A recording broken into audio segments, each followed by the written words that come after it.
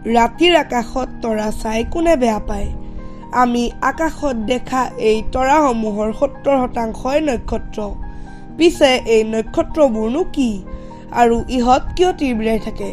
এই বিষয়ত আজি আলোচনা কৰোঁ আহক।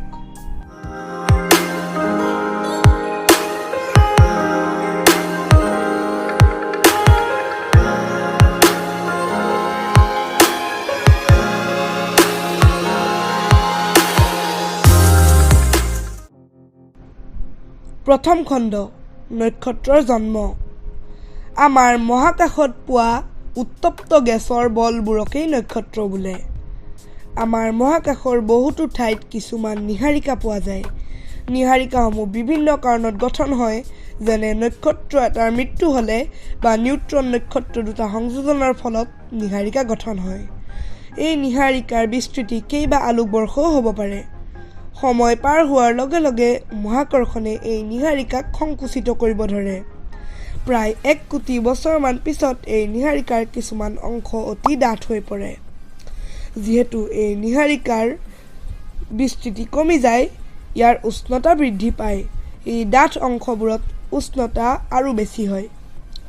যেতিয়া এই অংশবোৰৰ উষ্ণতা ১ কোটি ডিগ্ৰী চেলছিয়াছৰ অধিক হয়, এই ক্ষুদ্ৰ গেছৰ অংশবোৰক প্ৰটোষ্টাৰ বা গঠনকাৰী নক্ষত্ৰ বোলে। এই গঠনকাৰী নক্ষত্ৰৰ পৰাই ডাঙৰ সৰু সকলো নক্ষত্ৰৰ জন্ম হয়। পিছে এই গঠনকাৰী নক্ষত্ৰৰ আকাৰৰ লগত ভৱিষ্যতে ই কেনেধৰণৰ মুখ্য ক্ৰমৰ নক্ষত্ৰ হৈ উঠিব সেয়া জড়িত হৈ আছে। পিছে যেতিয়ালৈকে গঠনকাৰী নক্ষত্ৰই নিজে শক্তি উৎপাদন নকৰে, ইয়াক মূল ক্ৰমৰ নক্ষত্ৰ বোলা নহ'ব। দ্বিতীয় খণ্ড, নিউক্লিয় সংযোজন। যেতিয়া গঠনকাৰী নক্ষত্ৰৰ অন্তৰ্ভাগৰ উষ্ণতা ১.৫ কোটি ডিগ্ৰী চেলছিয়াছৰ অধিক হয়, ইয়াত থকা হাইড্ৰজেনৰ মৌলবোৰত থকা ইলেক্ট্ৰনে তাপশক্তি গ্ৰহণ কৰে। আপোনালোকক মনত পেলাই দিওঁ, এটা মৌলত ইলেক্ট্ৰন, প্ৰটন আৰু নিউট্ৰন থাকে। প্ৰটন আৰু নিউট্ৰন মৌলটোৰ মাজভাগত থোপ খাই থাকে আৰু প্ৰটন নিউট্ৰনৰ এই থোপক নিউক্লিয়াছ বোলে। ইলেক্ট্ৰনবোৰে এই নিউক্লিয়াছক পৰিভ্ৰমণ কৰি থাকে। যেতিয়া ইলেক্ট্ৰনে তাপশক্তি গ্ৰহণ কৰে, ই মৌলটোত থাকিব নোৱাৰা হয় আৰু মৌলটোৰ পৰা পৃথক হৈ যায়। ফলত হাইড্ৰজেনৰ মৌলটোৰ নিউক্লিয়াছটোহে বাকী থাকে। ইমান উষ্ণ পৰিৱেশত থকাৰ বাবে এই হাইড্ৰজেনৰ নিউক্লিয়াছো গতিশীল হৈ পৰে। এনেকৈ দুটা হাইড্ৰজেনৰ নিউক্লিয়াছ খুন্দা খায় আৰু হিলিয়ামৰ নিউক্লিয়াছ এটাৰ সৃষ্টি হয়। এই সংযোজনৰ ফলত প্ৰচুৰ পৰিমাণৰ শক্তি তথা তাপ উৎপন্ন হয়। এই প্ৰক্ৰিয়াটোক নিউক্লিয় সংযোজন বোলে। যদি গঠনকাৰী নক্ষত্ৰ এটাই নিউক্লিয় সংযোজন কৰিব পাৰে, নক্ষত্ৰটো মূল ক্ৰমৰ নক্ষত্ৰ অৰ্থাৎ মেইন ছিকুৱেন্স নক্ষত্ৰলৈ ৰূপান্তৰ হয়। যদি গঠনকাৰী নক্ষত্ৰবোৰ অতিশয় সৰু হয়, ইয়াৰ পৰা উৎপত্তি হয় এটা ব্ৰাউন ডুৱাৰ্ফ বা বাদামী ৰঙৰ বাওনাৰ। ব্ৰাউন ডুৱাৰ্ফে খুব কম পৰিমাণে হাইড্ৰজেনৰ নিউক্লিয়াছক হিলিয়ামৰ নিউক্লিয়াছলৈ সংযোজিত কৰে। এটা ব্ৰাউন ডুৱাৰ্ফৰ আকাৰ বৃহস্পতি গ্ৰহৰ ১০ৰ পৰা ৯০ গুণ হয়। এইটো মন কৰিবলগীয়া যে ব্ৰাউন ডুৱাৰ্ফবোৰ গ্ৰহও নহয়, নক্ষত্ৰও নহয়। পিছে এটা ব্ৰাউন ডুৱাৰ্ফৰ বিপৰীতে নক্ষত্ৰই সদায় সংগ্ৰাম কৰি থাকে, জীয়াই থকাৰ সংগ্ৰাম। তৃতীয় খণ্ড, বিকিৰিত চাপৰ প্ৰবল শক্তি। এটা নক্ষত্ৰৰ মহাকৰ্ষণ শক্তি প্ৰবল হয়। এই শক্তি ইমানেই প্ৰবল যে নক্ষত্ৰটোক ই অনবৰতে সংকুচিত কৰিবলৈ চেষ্টা কৰি থাকে। ইয়াৰ বিপৰীতে নক্ষত্ৰটোৰ কেন্দ্ৰটো অতি উত্তপ্ত হোৱাৰ বাবে এই কেন্দ্ৰৰ পৰা এক প্ৰকাৰৰ চাপ বিকিৰিত হয়। এই চাপে নক্ষত্ৰটোক প্ৰসাৰিত কৰিব বিচাৰে। এই মহাকৰ্ষণ আৰু চাপৰ মাজত প্ৰতিদিনে এখন সংগ্ৰাম চলি থাকে। সৰু আকাৰৰ নক্ষত্ৰবোৰৰ মহাকৰ্ষণ শক্তি কম হয়। ফলত এনে ক্ষুদ্ৰ নক্ষত্ৰই কম পৰিমাণে হাইড্ৰজেনৰ নিউক্লিয়াছক হিলিয়ামৰ নিউক্লিয়াছলৈ সংযোজন কৰিলেও ই জীয়াই থাকিব পাৰে। ৰেড ডুৱাৰ্ফ বা ৰঙা বাওনা নক্ষত্ৰ হ'ল ক্ষুদ্ৰ নক্ষত্ৰৰ এটা জাতি। ৰঙা বাওনা নক্ষত্ৰবোৰৰ নিজৰ হাইড্ৰজেনৰ নিউক্লিয়াছক হিলিয়ামৰ নিউক্লিয়াছলৈ ইমান কম পৰিমাণত সংযোজিত কৰে যে ইয়াৰ জীৱনকাল প্ৰায় ১৫ ট্ৰিলিয়ন বছৰ হয়।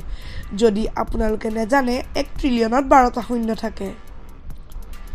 সূৰ্যৰ নিচিনা মধ্যমীয়া আকাৰৰ নক্ষত্ৰই নিজৰ ইন্ধন ২ৰ পৰা ৫০ বিলিয়ন অৰ্থাৎ ২০০ৰ পৰা ৫,০০০ কোটি বছৰৰ ভিতৰত নিজৰ হাইড্ৰজেনৰ নিউক্লিয়াছক হিলিয়ামৰ নিউক্লিয়াছলৈ সংযোজিত কৰে।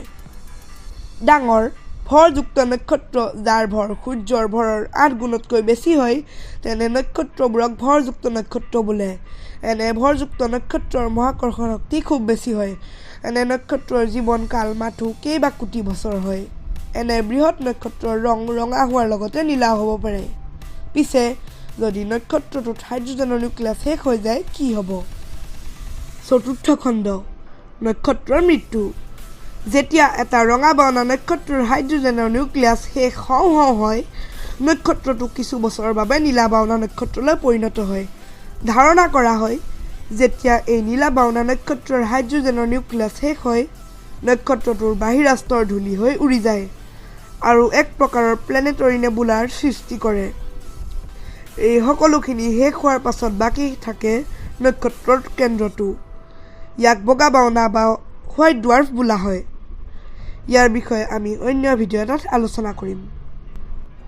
যেতিয়া এটা মধ্যমীয়া নক্ষত্ৰ যাৰ ভৰ সৌৰভৰৰ 0.6 গুণৰ পৰা 8 গুণ হয় তেনে নক্ষত্ৰৰ হাইড্ৰজেনৰ নিউক্লিয়াছ শেষ হয় তেতিয়া নক্ষত্ৰটো অলপ সংকুচিত হয়। ফলত নক্ষত্ৰৰ অন্তৰ্ভাগৰ উষ্ণতা বহুগুণে বৃদ্ধি হয়। ইয়াৰ ফলত অন্তৰ্ভাগত থকা হিলিয়ামৰ নিউক্লিয়াছবোৰ কাৰ্বনৰ নিউক্লিয়াছলৈ সংযোজিত হ'ব ধৰে।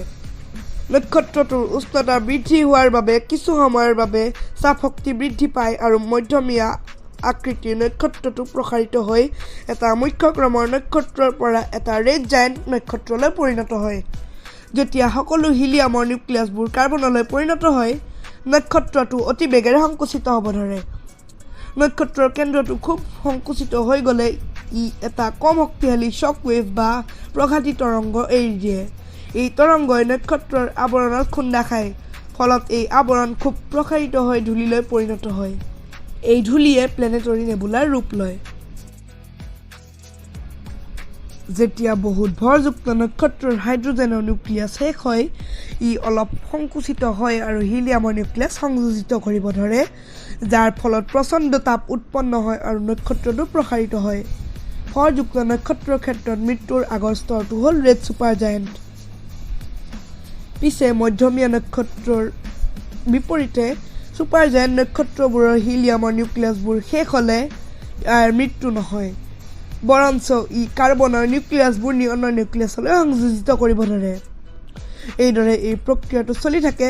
পিছে শেষত এই ছুপাৰ জায়েণ্টত আইৰণৰ সৃষ্টি হয় আৰু যিহেতু আইৰণৰ সৃষ্টি হ'লে আইৰণে শক্তি উৎপন্ন নকৰে আৰু আইৰণ অতি সুস্থিৰ যাৰ অৰ্থ হ'ল আইৰণ সহজে সংযোজিত নহয় নক্ষত্ৰটোত শক্তি উৎপাদন হোৱা বন্ধ হৈ যায় আৰু নক্ষত্ৰটোৱে তাপ উৎপন্ন কৰিব নোৱাৰা হয়। ফলত মহাকৰ্ষণে নক্ষত্ৰটোক সংকুচিত কৰিব ধৰে।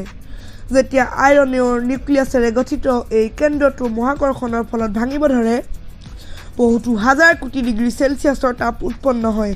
এই আইৰণেৰে গঠিত নক্ষত্ৰৰ কেন্দ্ৰটো চূৰ্ণ বিচূৰ্ণ হ'লে এটা প্ৰবল শক্তিশালী তথা তীব্ৰবেগী শ্বক ৱেভ উৎপন্ন হয়। এই শ্বক ৱেভে নক্ষত্ৰটোক খুব কম সময়ত হাজাৰ গুণ প্ৰসাৰিত কৰে আৰু এটা বিস্ফোৰণ সংঘটিত হয়। এই প্ৰবল শক্তিশালী বিস্ফোৰণটোক ছুপাৰনোভা বোলে। এই বিস্ফোৰণ ইমানেই প্ৰবল যে ই নিজৰ তাৰকাৰাজ্যৰ লগতে নিজৰ ওচৰ পাজৰৰ তাৰকাৰাজ্য কিছু ঘণ্টাৰ বাবে আলোকিত কৰিব পাৰে। এই বা শ আলোকবৰ্ষ দূৰত সংঘটিত হোৱা ছুপাৰনোভা আমি পৃথিৱীৰ পৰা খালী চকুৰে দেখা পাওঁ। এই ছুপাৰনোভা বিস্ফোৰণৰ ফলত বাকী থাকে নক্ষত্ৰৰ সংকুচিত কেন্দ্ৰটো। যদি নক্ষত্ৰটোৰ ভৰ সূৰ্যৰ ভৰৰ 9 পৰা 20 গুণ আছিল এটা নিউট্ৰন নক্ষত্ৰৰ সৃষ্টি হয়। যদি নক্ষত্ৰটোৰ ভৰ সৌৰভৰৰ 21 গুণতকৈ বেছি আছিল কৃষ্ণ গহ্বৰৰ সৃষ্টি হয়। যদি আপোনালোকে নিউট্ৰন নক্ষত্ৰ বগা বাওনা বা ব্লেক হোলৰ বিষয়ে জানিব খোজে স্ক্ৰীনত ওলাই থকা ভিডিঅ'কেইটা চুই দিয়ক। ধন্যবাদ।